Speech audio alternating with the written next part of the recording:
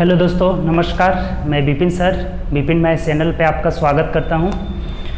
आइए इस वीडियो में हम लोग देखेंगे जो प्लेटफॉर्म का 3200 प्लस क्वेश्चन वॉल्यूम 1 है जिसका सॉल्यूशन कर रहे थे, उसी को आगे की तरफ बढ़ाएंगे। ठीक, जिसमें हम लोग ऑलरेडी 955 नंबर क्वेश्चन तक देख चुके थे, तो 956 से उसे हमें स्टार्ट करना है। ठीक, उससे पहले आइए स्टार्ट करते हैं। उससे पहले अगर आप चैनल पर न्यू होंगे तो चैनल सब्सक्राइब कर लीजिएगा और बेल आइकन प्रेस कर लीजिएगा, जिससे जो भी न्यू वीडियो डलेगा उसका नोटिफिकेशन आपको मिलता रहेगा। ठीक, तो आपको डेली वीडियो नहीं मिल पा रहा है। ठीक, डेली थोड़ा सा कुछ प्रॉब्लम चल रहा है, इसी के चलते आपको डेली वीडियो नहीं मिल पा रहा है। वो भी डेली मिलने लगेगा, रीजनिंग भी मिलेगा, मैथ भी मिलेगा। ठीक, अभी हम लोग मैथ के कंटिन्यू करेंगे। ठीक, डेली 30 क्वेश्चन कंटिन्यू करेंगे। ठीक, तो आइए देखिए हम लोग शुरू करते हैं। वीडियो आपको डेली मिलेगा, बस थोड़ा सा सब्र रखिए, सब कुछ ठीक हो जाएगा। ठीक, तो चलिए आइए देखते हैं क्वेश्चन।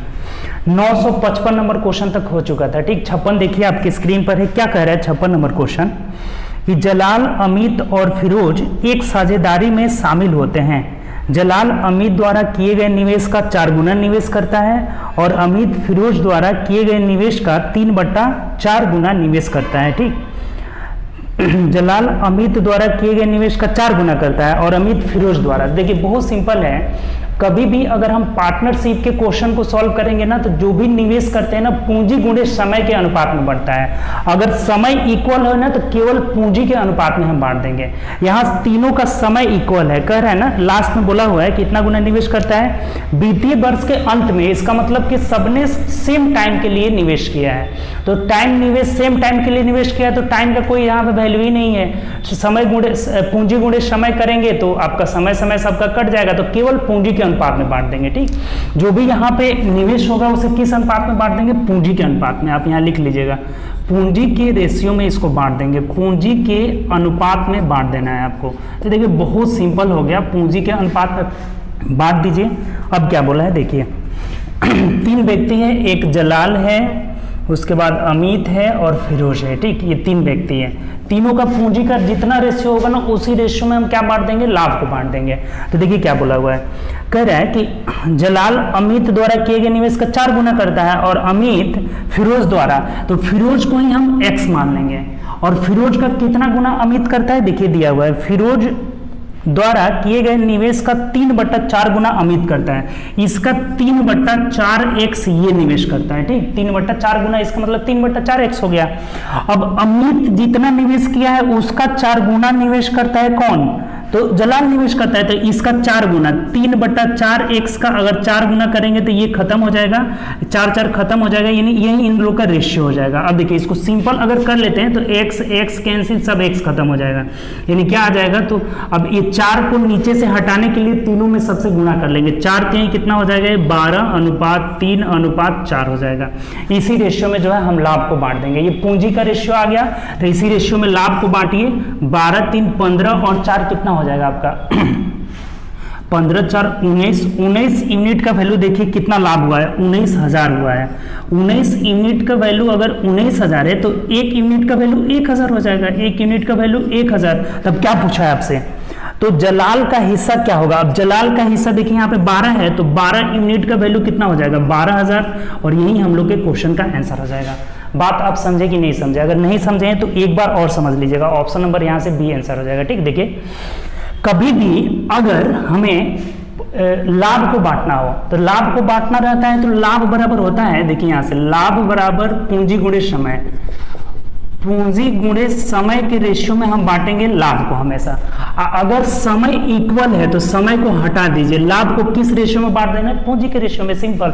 तो सबके पूंजी के रेशियो में बांट दिए, जैसे जैसे बोला था कि ये इसका 3/4 है और 3/4 जितना ये है इसका ये 4 गुना है, तो बांटे तो 12:3:4 आ जा रहा है।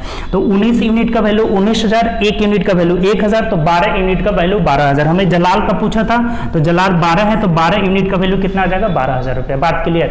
चलिए नेक्स्ट क्वेश्चन की तरफ बढ़ते हैं। चलिए नेक्स्ट क्वेश्चन बोला है, अगला कह रहा है कि बहुपद, एक पोलिनोमियल्स दिया हुआ है, बहुपद है, देखिए स्क्रीन पे है क्वेश्चन। पोलिनोमियल्स क्या है? बहुपद दे रहा है कि 8x⁴ प्लस 2x² y³, ठीक, प्लस 4 है, ये एक बहुपद है।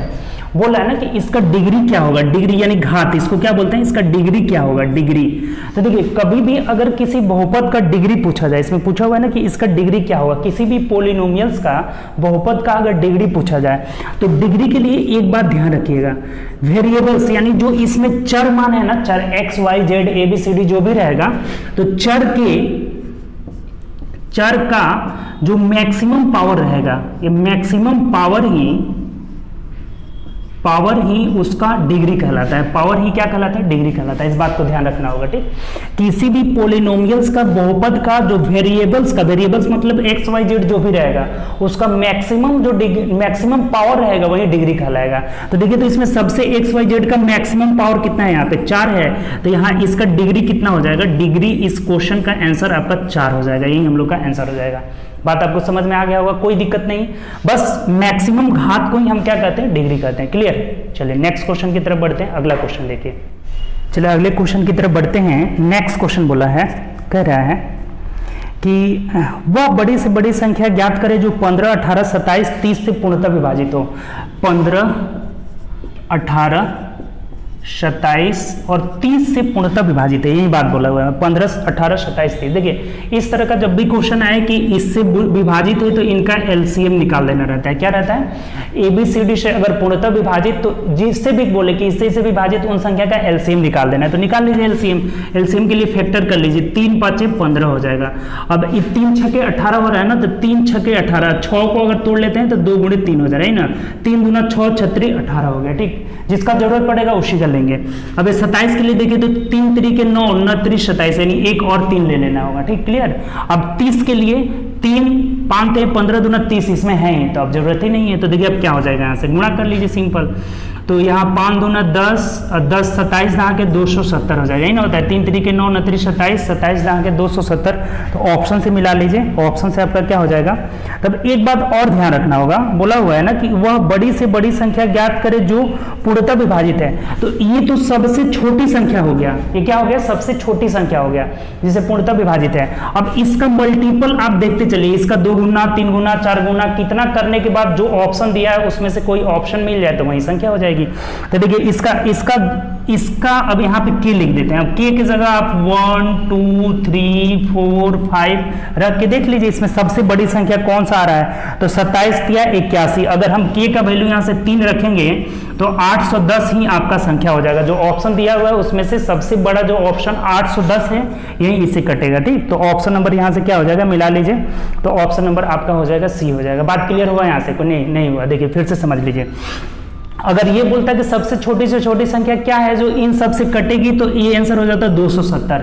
यहाँ पे सबसे बड़ी संख्या बोला हुआ है तो इसी का मल्टीपल होगा। यहाँ की इसलिए लगा है ना कि 1 गुना 2 गुना 3 गुना करके हम देखेंगे, तो जब 3 गुना कर रहे हैं तो 810 आ रहा है, जिससे कि सभी संख्या से कट जाएगा, यानी कि ऑप्शन नंबर सी आपका आंसर हो जाएगा। क्लियर। चलिए अगले क्वेश्चन की तरफ बढ़ते हैं। नेक्स्ट क्वेश्चन देखिए, अगला क्वेश्चन क्या कह रहा है। चलिए अगला क्वेश्चन बोला है कि यदि एक त्रिभुज के कोण का अनुपात 1:4:7 दिया हुआ है, 1:4:7 दिया हुआ है, किसी त्रिभुज के तीनों कोणों का अनुपात है, ठीक।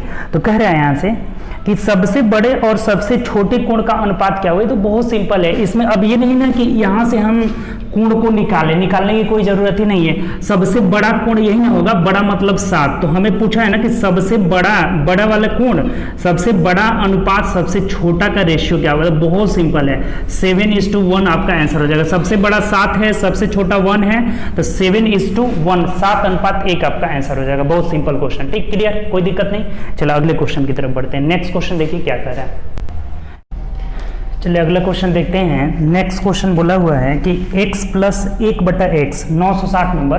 देखिए इसमें थोड़ा सा एक बात नोट करके आप लिख दीजिएगा, ठीक। नोट में एक बात लिख लीजिएगा कि यदि अगर हमें दिया रहे कि x + 1/x = 2 दिया रहे, ठीक। अगर ये कंडीशन दिया रहे कि x + 1/x = 2, तो यहाँ पे x की पावर n + 1/x की पावर n भी 2 ही होगा, जहाँ n कोई भी इंटीजर हो, जहाँ n कोई भी पूर्णांक हो, ठीक। इस बात को नोट करके लिख लीजिएगा, ठीक, बात क्लियर। जहाँ पे ये अगर ये दिया रहे कि x प्लस 1 बटा x बराबर 2 है तो x प्लस x के पावर n बटा x 1 बटा x के पावर n भी क्या हो जाएगा, 2 ही हो जाएगा, जहाँ n कोई भी इंटीजर है। ठीक, तो इस पर क्वेश्चन आराम से बन जाएगा।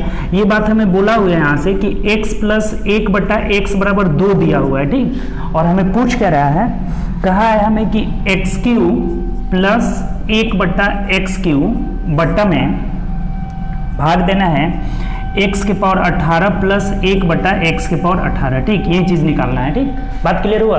देखिए हमें निकालना है x प्लस 1 बटा x बराबर 2 दिया हुआ है, तो एक्स क्यू प्लस 1 बटा एक्स क्यू और बटा x के पावर 18 प्लस 1 बटा x के पावर 18 का वैल्यू निकालना है। तो अभी क्या बोले थे कि जब भी अगर ये दिया रहे x प्लस 1 बटा x बराबर 2 तो पावर कुछ भी रहे 2 ही मान हो जाता है। तो यहाँ भी ऊपर भी 2 हो जाएगा और नीचे भी 2 हो जाएगा, 2 से 2 कट जाएगा और 1 इस क्वेश्चन का आंसर हो जाएगा। ठीक, बात समझ में आया? अगर नहीं आया तो फिर से एक बार समझ लीजिए। देखिए ये बात आप ध्यान रखिएगा कि अगर x प्लस 1 बटा x बराबर 2 रहे तो x के पावर n प्लस 1 बटा x के पावर n बराबर भी 2 ही होगा। n कोई भी पूर्णांक रहे, n यहाँ निगेटिव रहे या पॉजिटिव रहे या जीरो रहे, इंटीजर मतलब कि निगेटिव पॉजिटिव जीरो कुछ भी हो सकता है। ठीक, तो यहाँ पे अगर x प्लस 1 बटा x बराबर 2 है तो एक्स क्यू प्लस 1 बटा एक्स क्यू का वैल्यू भी 2 होगा और x के पावर 18 प्लस 1 बटा x के पावर 18 का भी मान क्या होगा, 2 होगा।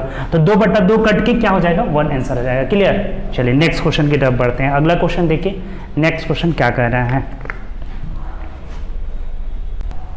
चलिए अगला क्वेश्चन बोला है कि अगला कह रहा है कि एक थोक विक्रेता 1 रुपए में 7 हेयर क्लिप खरीदता है और 40% लाभ पाने के लिए उसे 1 रुपए में कितना क्लिप बेचना होगा। देखिए ध्यान दीजिए, 1 रुपए में 7 क्लिप खरीदता है, ये उसका क्या हो गया, क्रैमुल हो गया। ये क्या हो गया, क्रैमुल। कभी भी जैसे मान लीजिए अगर 5 रुपए में कोई 3 वस्तु खरीद रहे हैं तो एक वस्तु का निकालना होगा तो 5 में 3 से भाग दे देंगे। तो उसी तरह से 1 रुपए में 7 हेयर क्लिप खरीद रहे हैं तो 1 बटा 7 क्या हो गया, क्रैमुल हो गया। और हमें इसे कितना में बेचना है तो 40% लाभ कमाना है। तो 40% लाभ कमाने का मतलब क्या हुआ, 140 बटा 100। सिंपली 40% लाभ कमाना है तो 100 में जोड़ेंगे, अगर हानि कमाना रहता तो घटाते हैं हम।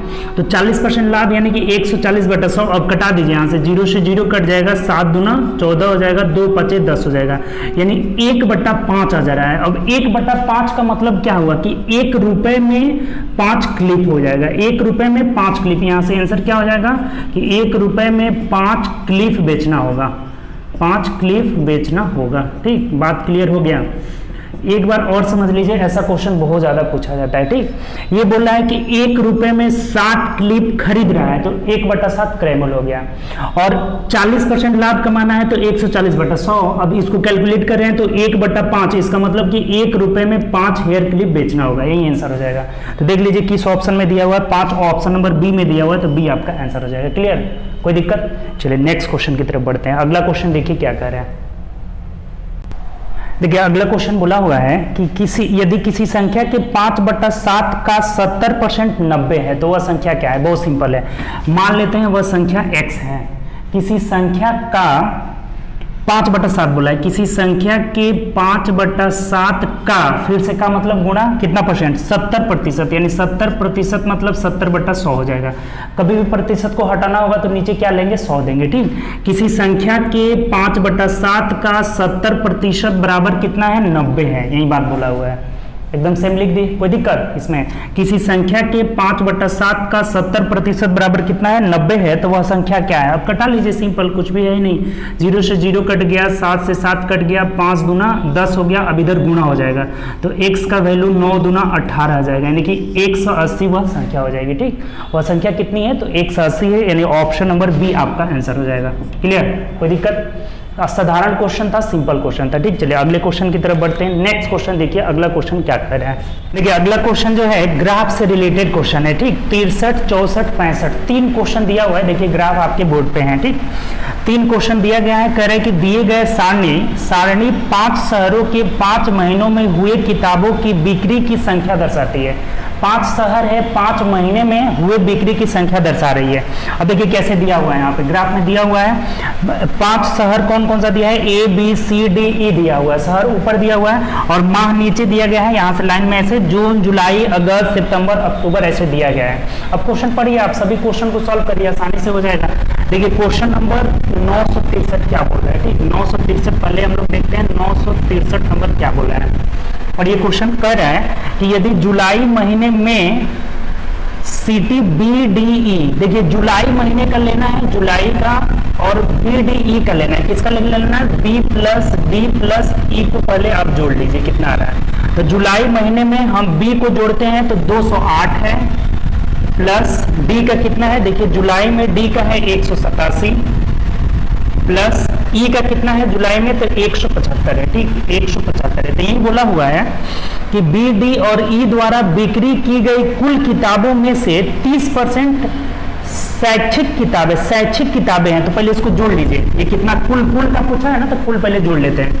8 7 15 5 20 का 0 हो जाएगा, 2 हो जाएगा, और यहाँ कितना हो जाएगा 8 7 15 16 17 का 7 1 हो जाएगा, 1 1 2 2 4 570 हो जा रहा है, ठीक। तो इस 570 में 30% शैक्षिक किताबें हैं, तो स्टोर द्वारा उसी महीने में कितनी गैर शैक्षिक, देखिए ये टोटल इसमें से 30% शैक्षिक है, अगर इसमें से 30% जो है शैक्षिक किताबें हैं, शैक्षिक शिक्षा से रिलेटेड है शैक्षिक किताबें, तो अब गैर शैक्षिक कितना होगा 70% होगा। यही हमें पूछा हुआ है कि गैर शैक्षिक कितना है, यानी कि 570 का 70% निकाल लीजिए, 70/100 0 0 यहाँ से कैंसिल हो जाएगा, 7 7 49 9 4 हो जाएगा, 7 5 35 और 4 कितना हो जाएगा 39, यानी 399 जो है गैर शैक्षिक आ जाएगा। ये क्या आ जाएगा गैर शैक्षिक हो जाएगा, और यही हम लोग का आंसर हो जाएगा। देख लीजिए मिला लीजिए किस ऑप्शन में है, तो 399 ऑप्शन नंबर सी में है। बात यहां से क्लियर हुआ, कोई दिक्कत? सिंपल क्वेश्चन था, बोला था कि जुलाई में BDE द्वारा जितने भी बेचा गया, कितना बेचा गया है तो 570, तो इसमें से 30% शैक्षिक है, तो गैर शैक्षिक कितना हो जाएगा 70%, तो इसी का हम 70% निकाल लिए, तो 399 हम लोग का गैर शैक्षिक आ जाएगा। क्लियर? चलिए अगला क्वेश्चन देखिए, नेक्स्ट क्वेश्चन इसी पे है आपका 964 नंबर क्वेश्चन। देखिए 964 क्या बोला है कि CTA द्वारा जुलाई और सितंबर माह में किताबों की कुल बिक्री, देखिए पहले CTA का जुलाई, और जुलाई में कितना है यहाँ से, तो CTA का जुलाई में 156 है, ठीक 156 प्लस जुलाई और सितंबर की बात की है, तो सितंबर में आप देख लीजिए कितना है, जुलाई और सितंबर में CTA का 220 है। तो इसका रेशियो पूछा है कि इसका रेशियो बिक्री और CTE द्वारा अगस्त और अक्टूबर, अब E की बात किया है ना अगस्त और अक्टूबर, तो देखिए ग्राफ में अगस्त में E का कितना है, E का अगस्त में आप देखते हैं तो 215 है, यहाँ 215 है, प्लस अगस्त का 215 हो गया E का, और सितंबर का बात किया ना अगस्त और अक्टूबर का, तो अक्टूबर में सबसे नीचे देखिए 249 है, 249, तो इसी दोनों का रेशियो हमें पूछा हुआ है। सिंपली जो कह रहा था हम लिख दिए, अब इनका रेशियो मतलब जोड़ दीजिए, पहले 6 हो जाएगा, 5 2 7 2 1 3 376 अनुपात, यहाँ जोड़ रहे हैं तो 9 5 14 4 हो जा रहा है, 1 हो जाएगा। अब यहाँ देखते हैं तो 4 1 5 1 6 हो जाएगा, और 2 2 4 464 हो जा रहा है। तो देखिए ये किसी संख्या से कट जाएगा, यहाँ से ये कट जाएगा, यहाँ से देख लेते हैं हम लोग, कटा लेते हैं इसको, ये कटा लीजिए दोनों को, तो कितना मत में कटा 8 से देखिए कट जाएगा, 8 चौके 32 5 37 ना 8 7 56 हो जा रहा है। इसको कटाए तो यहाँ पे ये 47 आ जा रहा है 8 से, और इसको कटा रहे हैं तो 8 5 40 8 8 64, यानी कि 47 अनुपात 58 जो हो जाएगा आपका आंसर हो जाएगा। तो देखिए मिला लीजिए किस ऑप्शन में दिया है, 47 अनुपात 58 ऑप्शन नंबर डी में दिया हुआ है। बात यहाँ से क्लियर हुआ, दोनों क्वेश्चन आप आराम से समझ गए। इसमें हमें बोला था ए का किसका बोला था, ए का जुलाई और सितंबर का दोनों जोड़े 376 आ रहा है, और ई का अगस्त अक्टूबर का तो 464 आ रहा है, दोनों का रेशियो पूछा हुआ था, तो रेशियो निकाल लिए 47 अनुपात 58 आ गया। चलिए अगला क्वेश्चन भी 965 भी इसी पे है, इसको भी देख लेते हैं, 965 को भी हम लोग देख लेते हैं, तीनों ग्राफ सेम इसी पे है। तो 965 बोला है ना कि जुलाई सितंबर और अक्टूबर में CTC द्वारा औसतन कितना उत्पादन हुआ बेचा गया, तो देखिए CTC का जुलाई सितंबर अक्टूबर तीनों जोड़ लीजिए, जुलाई का है CTC का 216 है, प्लस सितंबर का कितना है, तो सितंबर का है CTC का कितना है आपका, अगस्त सितंबर का है 235 है, 235 है, प्लस अक्टूबर का है 278। अब तीनों को जोड़ करके हम लोग क्या करेंगे, 3 से भाग दे देंगे, तो देखिए जोड़कर आप भाग दे दीजिए, आपका आंसर आ जाएगा। कितना आ रहा है देखिए, तो देखिए जोड़ लीजिए तो कितना आ रहा है, जोड़ने पर 8 5 13 6 19 9 19 9 हासिल 1 हो जाएगा, 7 3 10 1 11 1 12 कर 2 हासिल 1 हो जाएगा, 2 2 4 2 4 729/3 भाग दे दीजिए, कितना आ जा रहा है देखिए, भाग दे लीजिए, आपका यहाँ पे दिखाई दे रहा है ना, 2 3 6 सॉरी 3 2 6 3 4 12 3 3 9, यानी कि 343 हो जाएगा, हम लोग का आंसर हो जाएगा 343। तो ऑप्शन नंबर ए आपका आंसर हो जाएगा। बात आपको क्लियर समझ में आ गया होगा। तीनों ग्राफ बहुत सिंपल था, जैसे जैसे बोला हुआ था हम लोग आराम से कैलकुलेशन कर लिए, आंसर आ गया। ठीक, इसका ए ऑप्शन हो जाएगा, ऑप्शन नंबर ए जो हो जाएगा 343। क्लियर। चलिए नेक्स्ट क्वेश्चन की तरफ बढ़ते हैं। अगला क्वेश्चन देखिए क्या कह रहा है। चलिए अगला क्वेश्चन देखते हैं। 966 नंबर देखिए, 965 तक हो गया, ग्राफ बहुत आसान था। 66 बोला है कि एक महाविद्यालय में 25% पुरुष अध्यापकों की संख्या महिला अध्यापकों की संख्या के 1/3 भाग के बराबर है, तो पुरुष अध्यापक और महिला अध्यापक का रेशियो निकालें। देखिए बहुत सिंपल है, एक महाविद्यालय में 25% पुरुष अध्यापक की संख्या, देखिए यहाँ मैन का कितना है 25%, 25/100 कर लेते हैं, और ये बराबर है वुमेन के कितने भाग के बराबर है, तो देखिए 1/3 भाग के बराबर है। इन बात बोला हुआ था, जैसे जैसे बोला हुआ था हम बराबर कर लिए। कह रहा था कि मैन का 25% बराबर वुमेन का 1/3 भाग है, तो पुरुष अध्यापकों की संख्या और महिला अध्यापकों की संख्या का रेशियो निकालना है। सिंपल हो गया, देखिए 25 चौके 100 और तिरछा तिरछे गुणा कर लेंगे तो 3m बराबर 4w आ जाएगा, तो मैन अनुपात वुमेन कितना हो जाएगा 4:3 हो जाएगा। यहाँ से रेशियो निकाल लेंगे तो मैन बट्टा वुमेन कितना हो जाएगा 4:3, यही हम लोग का आंसर हो जाएगा। तो ऑप्शन मिला लीजिए, तो ऑप्शन नंबर ए आपका आंसर हो जाएगा। ये भी सिंपल क्वेश्चन था, बोला था m का 25% बराबर w का 1/3, 3m बराबर 4m, तो इसको कैलकुलेट कर लिए, m अनुपात w कितना जा रहा है 4:3 आंसर हो जा रहा है। क्लियर। चलिए नेक्स्ट क्वेश्चन की तरफ बढ़ते हैं। अगला क्वेश्चन देखिए, अगला क्वेश्चन देखते हैं 67 नंबर। ठीक, 67 में कह रहा है कि 4 वर्ष पहले विकास और राहुल की आयु का अनुपात 3:5 था। देखिए बहुत सिंपल, 4 वर्ष पहले मतलब -4 कर ले रहे हैं। ठीक, और किसका किसका, तो विकास का और राहुल का रेशियो कितना दिया हुआ है 3:5 दिया हुआ है। ठीक, अब कह रहे हैं कि 6 वर्ष बाद, इसका मतलब +6, 6 वर्ष बाद कह रहा है कि इनका रेशियो क्या हो जा रहा है 4:5 हो जा रहा है, 4:5 हो जा रहा है। ठीक, तो राहुल की वर्तमान आयु, अब हमें पूछा हुआ है ना कि राहुल की वर्तमान आयु निकालना है। देखिए बहुत सिंपल है, एक बात बताएं आपको, यहां से इन दोनों का अंतर कितना है, ये 4 वर्ष पहले के बाद किया है, 6 वर्ष बाद, यानी कि ये 10 वर्ष का अंतर हो गया। ठीक, अगर कोई हमें कहे कि 4 वर्ष पहले और 6 वर्ष बाद, इसका मतलब दोनों का अंतर कितना हुआ है, यहाँ से 10 वर्ष हो गया। अब इधर भी अंतर सेम आना चाहिए, तो अंतर सेम नहीं आ रहा है। देखिए अंतर सेम जब भी नहीं आए ना, क्रॉस अंतर से गुणा कर लेते हैं। जैसे 5 में से 4 गया, 1 हुआ ना, तो 1 को ऊपर से गुणा कर लेंगे, और 5 में से 3 गया, 2 को नीचे से गुणा कर लेंगे, तो ये 3:5 हो गया, और यहाँ आ जा रहा है 8:10 आ जा रहा है। अब देखिए अंतर बराबर आ जाएगा, 8 में से 3 गया, यहाँ से कितना हो जाएगा 5 हो जाएगा, 10 में से 5 गया 5, तो इस 5 यूनिट का वैल्यू इधर वर्ष में कितना है 10 वर्ष है। तो अगर 5 यूनिट का वैल्यू 10 वर्ष, तो 1 यूनिट का वैल्यू 2 वर्ष हो जाएगा।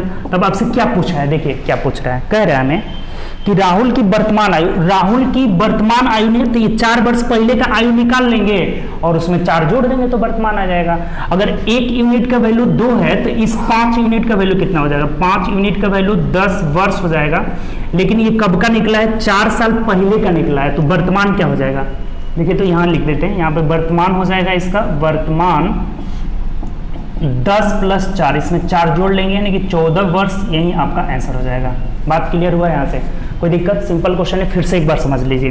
रेशियो मेथड से बनाइएगा, एज वाला बहुत आसानी से बन जाएगा। बस हमें क्या ध्यान रखना है कि अगर अंतर बराबर नहीं हो तो क्रॉस अंतर से हम गुणा कर लेते हैं। इन दोनों का अंतर 1 हुआ, 1 से ऊपर का, इसका 2 हुआ, 2 से, यानी 3:5 ऊपर आ रहा है, 8:10, अब घटाइए ऊपर, नीचे से ऊपर 5:5 आ रहा है, और इधर वर्ष में कितना का अंतर है, तो 10 का अंतर है, यानी 5 यूनिट का वैल्यू 10 वर्ष, तो 1 यूनिट का वैल्यू 2 वर्ष, तो इस 5 यूनिट का वैल्यू निकाले 10 वर्ष आ जा रहा है। ये 5 यूनिट है, इसका वैल्यू कितना आ जा रहा है 10 वर्ष आ रहा है।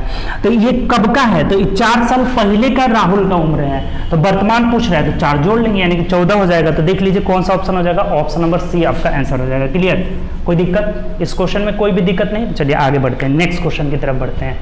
अगला क्वेश्चन क्या कर रहा है, देखिए अगला क्वेश्चन हमें ना एलसीएम निकालना है। नेक्स्ट क्वेश्चन क्या करे कि निम्नलिखित भिन्न का एलसीएम निकाले। देखिए भिन्न क्या क्या दिया है आपका, 2/3, 8/9, 16/27, और ये कह रहे हैं आपका यहाँ से 32/81। ठीक, कह रहे हैं ना कि इसका एलसीएम क्या होगा, एलसीएम क्या होगा। देखिए आपको बहुत बार बताए हैं कि जहां अगर हमें भिन्न का एलसीएम निकालना है ना, तो भिन्न का अगर एलसीएम जो चीज निकालना हो अंश का वही निकालेंगे और बट्टा में HCF हो जाता है। इसका मतलब क्या हुआ कि अंश का एलसीएम निकाल देना है और हरों का क्या कर लेना है, HCF निकाल लेना है। तो निकाल लीजिए। देखिए तो 2 8 16 32, 2 8 16 32 का एलसीएम क्या हो जाएगा, 32 हो जाएगा। सबसे बड़ा इसका फैक्टर देखिए 32 से सब कट, इससे भी कट जा रहा है, इससे भी कट जा रहा है। इसका मतलब एलसीएम क्या हो गया 32 और 3 9 27 81 इनका HCF 3 हो जाएगा। इसका मतलब 32/3 आपका आंसर हो जाएगा।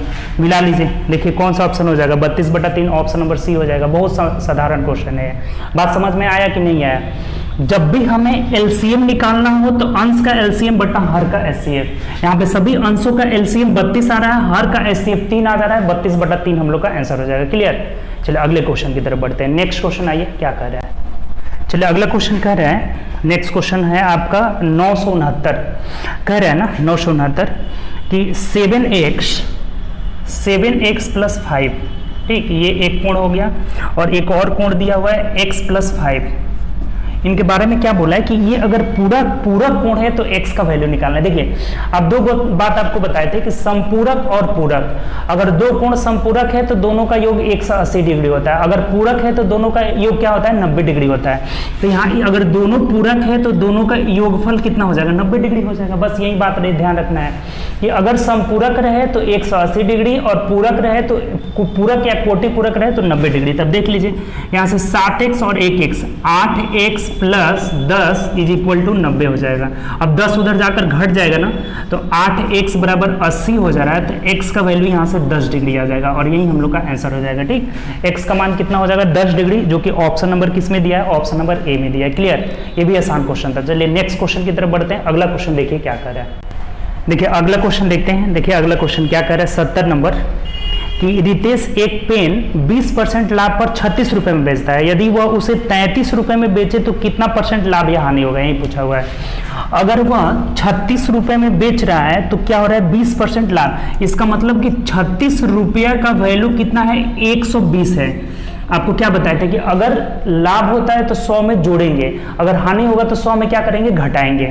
इसका मतलब 36 रुपये का वैल्यू 120% है, 20% लाभ हो रहा है। तो हमें 33 रुपये का, 33 मैंने बेच रहा है, 33 रुपये का वैल्यू निकालना है कितना आएगा। अगर 100 से ज्यादा आएगा तो लाभ होगा, 100 से कम आएगा तो हानि हो जाएगा। देख लीजिए कितना जा रहा है एक एक नियम से। 120/36 गुणे 33 हो जाएगा। 36 से देखिए तो कट जाएगा क्या, 6 5 ज़्यादा हो जा रहा है ना, 12 एकम 12 और 12 3 36 हो जाएगा। 3 से कटाएंगे 11, यानी 11 दहा के 110। इसका मतलब 100 से ये कितना ज़्यादा है 10, तो 10% का लाभ हो जाएगा। अगर 100 से कम रहता ना तो 10% का हानि, जितना कम रहता उतना प्रतिशत का हानि हो जाएगा। तो यहाँ 10% लाभ, इसका मतलब ऑप्शन नंबर क्या हो जाएगा ऑप्शन नंबर ए हो जाएगा। बात आपको क्लियर समझ में आ गया होगा, कोई दिक्कत नहीं समझे तो फिर एक बार देखिए। हमें कह रहा है कि अगर 36 में बेच रहा है तो 20% लाभ, इसका मतलब 36 यूनिट का वैल्यू 120% है, 36 रुपये का वैल्यू 120% है। तो 33 रुपये का वैल्यू कितना आया 110, तो 110 का मतलब क्या हुआ 10% लाभ। अगर 100 से कम रहता तो 10%, जितना कम रहता उतना हानि हो जाता। क्लियर। चलिए अगले क्वेश्चन की तरफ बढ़ते हैं। नेक्स्ट क्वेश्चन देखिए। चलिए 71 नंबर क्वेश्चन देखिए क्या कर रहा है। 9 से 71 नंबर, अरुण और अमित एक काम को क्रमशः 9 दिन और 12 दिन में कर सकते हैं। यदि वे एक दिन छोड़कर यानी अल्टरनेट काम करते हैं और अमित शुरुआत करता है तो कार्य का 35/36 भाग कितने। देखिए टाइम एंड वर्क है लेकिन बहुत आसान है। देखिए दो व्यक्ति हैं यहाँ से, अरुण है, ये अरुण है और अमित है, ठीक, अमित है।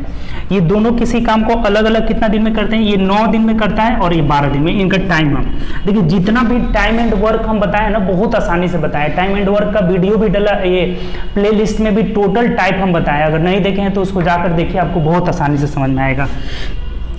कभी भी हम टोटल वर्क निकाल लेते हैं। टोटल वर्क इन दोनों के समय का एलसीएम रहता है, तो 9 12 का एलसीएम यहाँ से 36 हो जाएगा, ठीक। अब इफिशिएंसी कैसे निकालते हैं, तो इससे भाग दे देंगे, न चौके 36 12 3 36।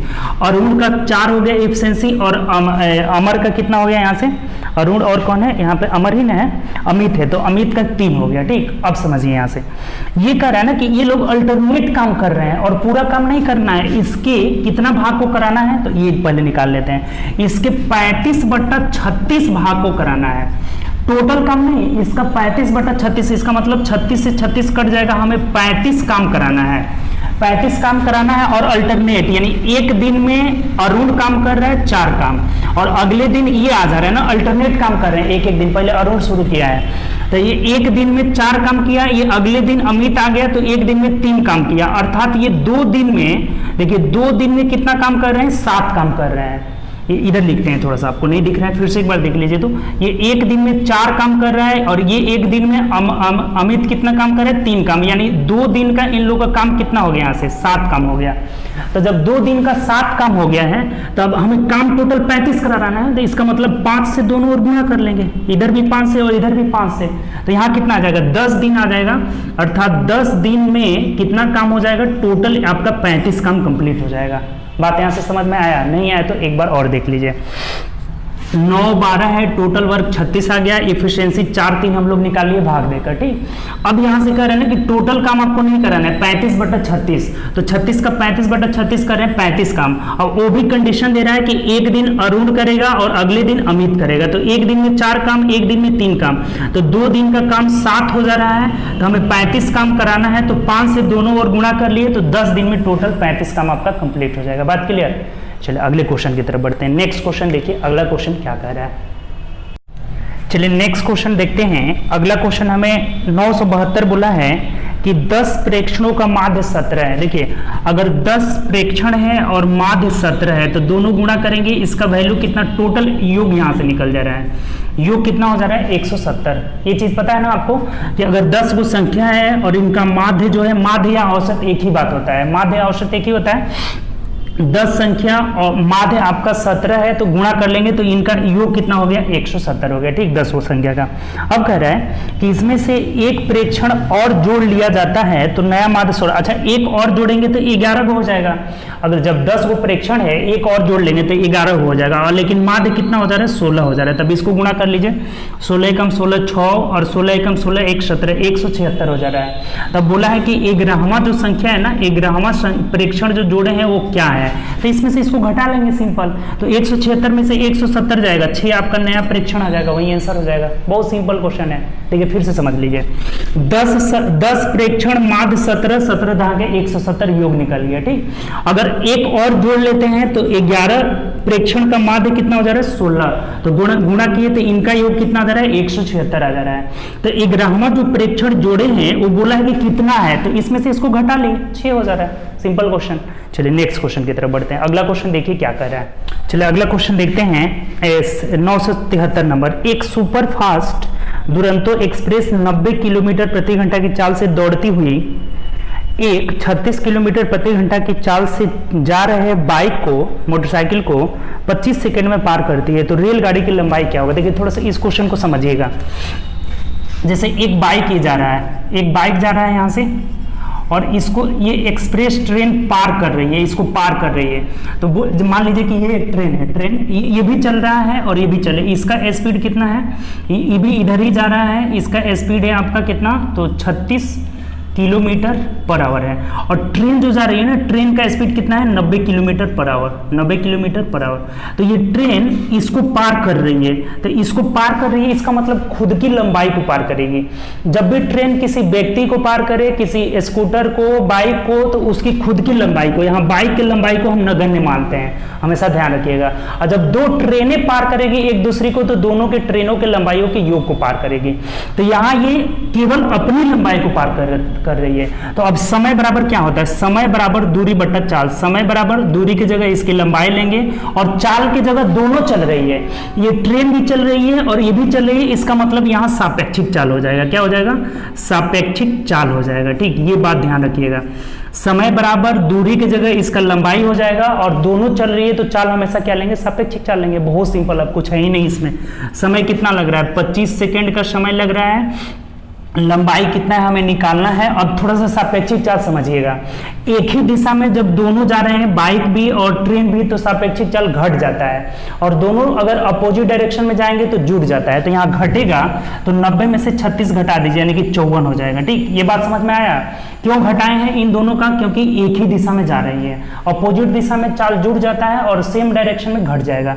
अब ये 54 किलोमीटर प्रति घंटा है, तो इसको 5/18 को ऊपर भेज देते हैं मीटर पर सेकंड में। हम निकाल लिया, हमें मीटर में ही दूरी निकालना, इसका लंबाई निकालना है। अब कटा दीजिए, कुछ है ही नहीं।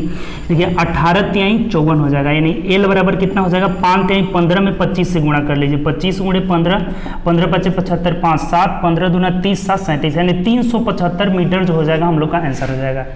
उम्मीद करते हैं आप समझ गए होंगे, बहुत सिंपल क्वेश्चन है। ठीक, समय बराबर दूरी की जगह ट्रेन की लंबाई, और चाल में सापेक्षिक चाल लेंगे। एक दिशा में जा रहे हैं तो सापेक्षिक चाल घट जाएगा। 90 में से 36 गया 54 किलोमीटर पर आवर में है, तो मीटर पर सेकंड में 5/18 से गुणा कर लिए, यानी कितना आ जा रहा है आपका? 375 मीटर। गुणा कर लिए 5×15 में 25 से गुणा। ठीक, क्लियर? कोई दिक्कत? चलिए नेक्स्ट क्वेश्चन की तरफ बढ़ते हैं। अगला क्वेश्चन देखिए क्या कह रहा है। चलिए अगला क्वेश्चन देखते हैं, 974 नंबर क्वेश्चन। ये समझिएगा क्वेश्चन क्या कह रहा है कि यदि सरल रेखा PQ का मध्य बिंदु S है और RS से एक भिन्न बिंदु है जहां PR = PQ, तो अब ये पूछ रहा है कि कौन सा जो है कौन सा जो ऑप्शन है सही होगा। तो देखिए सबसे पहले फिगर बना लीजिए। ये कह रहा है ना कि PQ एक सरल रेखा है। मान लीजिए ये PQ हम एक सरल रेखा बना लेते हैं। ठीक, PQ एक सरल रेखा बना लिया, और कह रहा है कि S मध्य बिंदु है। इनका S जो है मध्य बिंदु, मतलब ये और ये दोनों क्या है? बराबर है। यहाँ से S क्या है? मध्य बिंदु है। अब कह रहा है और RS से एक भिन्न बिंदु है, या इसका मतलब कि ये इस पे PQ पे नहीं है। R एक अलग बिंदु है, यानी ऊपर होगा या नीचे होगा, कहीं भी हम ऊपर बना लेते हैं। R एक यहाँ बिंदु है, भिन्न बिंदु है। जैसे कि बिंदु कैसे है? तो PR = PQ, यानी ये जो लाइन आप मिलाइएगा ना, तो PR और PQ बराबर है। ये दोनों लाइन क्या है? यहाँ से बराबर है। इसका मतलब क्या हुआ कि ये जो त्रिभुज बन गया ना PQR, तो PQR त्रिभुज एक समद्विबाहु त्रिभुज बना है। ठीक, तो समद्विबाहु त्रिभुज में अब देखिए एक चीज, अगर प्रॉपर्टी आप पढ़े होंगे तो बहुत आसानी से इस क्वेश्चन को सॉल्व कर लीजिएगा।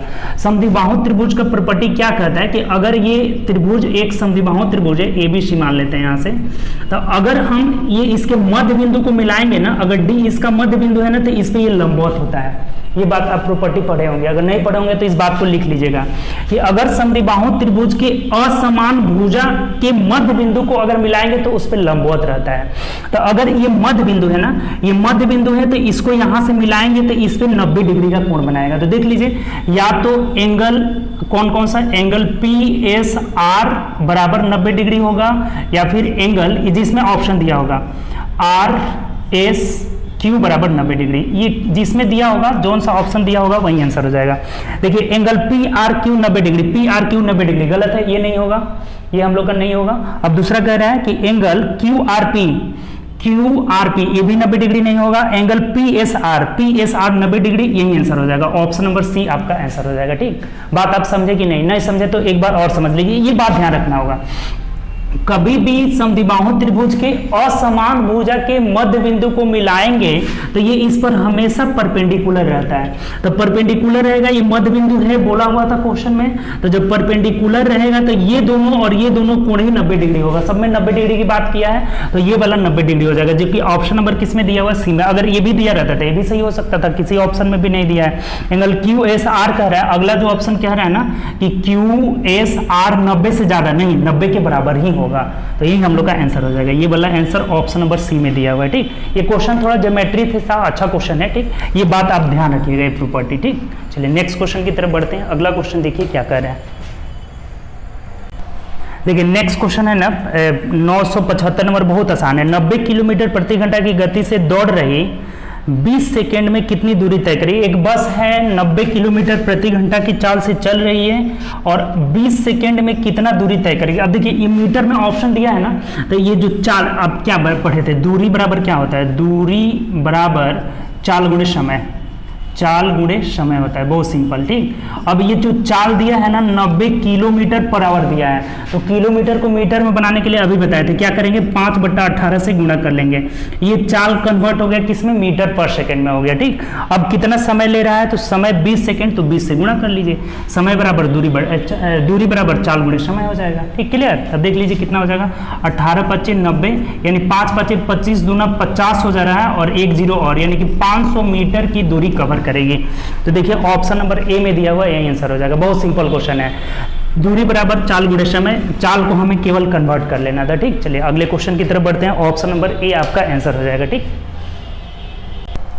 चलिए अगला क्वेश्चन देखते हैं। 76 नंबर क्वेश्चन क्या बोला है, 976, कि दीपक अपनी दुकान में उपलब्ध सामान को क्रय मूल्य पर बेचने का दावा करता है, लेकिन ग्राहक को धोखा देता है और उसे पूरा सामान के बदले 20% कम सामान देता है, तो उसका लाभ प्रतिशत निकालना है। देखिए बहुत आसान क्वेश्चन है, सिंपल क्वेश्चन। लाभ प्रतिशत कितना होगा, ये क्या कह रहा है आपको कि 100 के जगह आपको 20% कम यानी 80 सामान देता है, तो ये इसका देखिए ये इसका सीपी हो जाएगा ना 80, जितना सामान देगा उतना ही ना खरीदा, ये खरीद मूल्य हो गया उसका, 80 दे रहा है आपको, और किसके जगह 100 के जगह, इसका मतलब ये कितना लाभ, ये इसका एसपी हो जाएगा। ठीक, इसको देना चाहिए 100 लेकिन दे कितना रहा है 80, इसका मतलब कितना लाभ कमा रहा है, देखिए तो 20 लाभ कमा रहा है, किस पे 80 पे, और प्रतिशत के लिए क्या करते हैं 100 से गुणा कर लेंगे, 20 चौके 80, 4 से कटा दीजिए, यानी इसको 25% का लाभ होगा। ठीक, 25% का लाभ होगा, यही हम लोग का आंसर हो जाएगा। अब बात समझें कि नहीं समझे तो एक बार और समझ लीजिए। 100 देना चाहिए लेकिन दे रहा है 80, तो जो दे रहा है इसका मतलब क्रय मूल्य उसी पे निकालेंगे, वहीं उसका क्रय मूल्य हो जाएगा, और इतना ये इतना दे रहा है लेकिन देना चाहिए इतना, यानी कि ये विक्रय मूल्य मान लेंगे, और ये क्रय मूल्य हो जाएगा, यानी कि 20 का लाभ हो रहा है किस पे 80 पे, हमेशा क्रय मूल्य पे ही नहीं निकालते हैं, तो 80 का ये कितना परसेंट है 25%, जो कि ऑप्शन नंबर ए में सी में दिया हुआ है, यही हम लोग का आंसर हो जाएगा। बात क्लियर, बहुत सिंपल क्वेश्चन है, ऐसा क्वेश्चन आया आराम से आप बनाइएगा, आंसर आपका मिल जाएगा। ठीक, चलिए अगले क्वेश्चन की तरफ बढ़िए। नेक्स्ट क्वेश्चन क्या कह रहा है, चलिए अगला क्वेश्चन देखिए 77 नंबर क्या कह रहा है कि अतुल एक काम को 18 दिनों में कर सकता है, अरबया अतुल से 50% अधिक तेज है, इसका मतलब क्षमता उसका 50% ज्यादा है। ठीक, तो कह रहे हैं कि एक ही काम को करने में अतुल अरबिया से कितना ज्यादा समय लेगा। देखिए बहुत सिंपल क्वेश्चन है, टाइम एंड वर्क का है, तो टाइम यहाँ पे हमें कौन कौन सा है, ये अरबिया है और ये अतुल है। ठीक, अब यहाँ बोला है ना इसकी क्षमता का रेशियो दिया हुआ है, क्षमता दिया हुआ है, क्षमता कह रहा है ना कि यहाँ कि अरबिया जो है अतुल से 50% अधिक तेज है, इसका मतलब अगर इसका क्षमता 100 है तो ये इसका क्षमता 150 है, तो रेशियो निकाल लेंगे तो ये 2 और ये 3 का रेशियो आ जा रहा है। ठीक, क्षमता का रेशियो कितना निकल गया 3:2, अरबिया और अतुल का 3:2 का रेशियो आ जा रहा है। तो अब एक बात आपको पता होगा कि टाइम का रेशियो ना जस्ट उल्टा होता है, क्षमता से हमेशा टाइम का रेशियो उल्टा होता है, तो इसका 2 हो जाएगा और इसका 3 हो जाएगा, ये 2 समय लेगा, 2 यूनिट समय लेगा और ये 3 यूनिट समय लेगा। इतना तक समझे, अगर ये समझ गए तो अब क्वेश्चन में कुछ नहीं है। फिर एक बार समझ लीजिए, बोला था अरबिया अतुल से 50% अधिक कुशल है, इसका मतलब उसका क्षमता 50% अधिक है, इसका 100 होगा तो इसका 150 होगा, रेशियो निकाले तो 3:2, तो टाइम उल्टा होता है तो इसका 2 इसका 3 हो जाएगा। इसका मतलब अब क्या बोला है, देखिए अतुल एक काम को 18 दिनों में, और यहाँ अतुल कितना ले रहा है 3 यूनिट, तो इस 3 यूनिट का वैल्यू 18 है, तो 1 यूनिट का वैल्यू कितना हो जाएगा 6 दिन हो जाएगा, 1 यूनिट का वैल्यू 6 दिन। तो अब क्या पूछा है आपका, बोला है कि अतुल जो है अरबिया से कितना ज्यादा समय लेगा, तो देखिए तो ये 3 यूनिट ले रहा है, 2 यूनिट, यानी 1 यूनिट ज्यादा समय ले रहा है, तो इसी 1 का वैल्यू हम 6 दिन निकालें, अर्थात 6 दिन ज्यादा लेगा, यही हम लोग का आंसर हो जाएगा। बात आपको समझ में आ गया होगा, सिंपल क्वेश्चन था। फिर एक बार समझ लीजिए, अरबिया अतुल से 50% अधिक कुशल है, ये निकालें, यहां तक तो कोई दिक्कत नहीं है। अब बोला है कि अतुल 18 दिन में कर रहा है, तो 3 यूनिट का वैल्यू 18 है, तो 1 यूनिट का वैल्यू 6 हो गया, और यही बात हमें पूछा था कि अतुल अरबिया से कितना दिन अधिक ले रहा है, तो कितना दिन 1 यूनिट अधिक ले रहा है, और इसी 1 का वैल्यू कितना निकाले थे 6 दिन, अर्थात 6 दिन आंसर हो जाएगा, ऑप्शन नंबर बी हम लोग का आंसर हो जाएगा। ठीक, चलिए अगले क्वेश्चन की तरफ बढ़ते हैं। 78 नंबर क्वेश्चन देखिए क्या कर रहा है,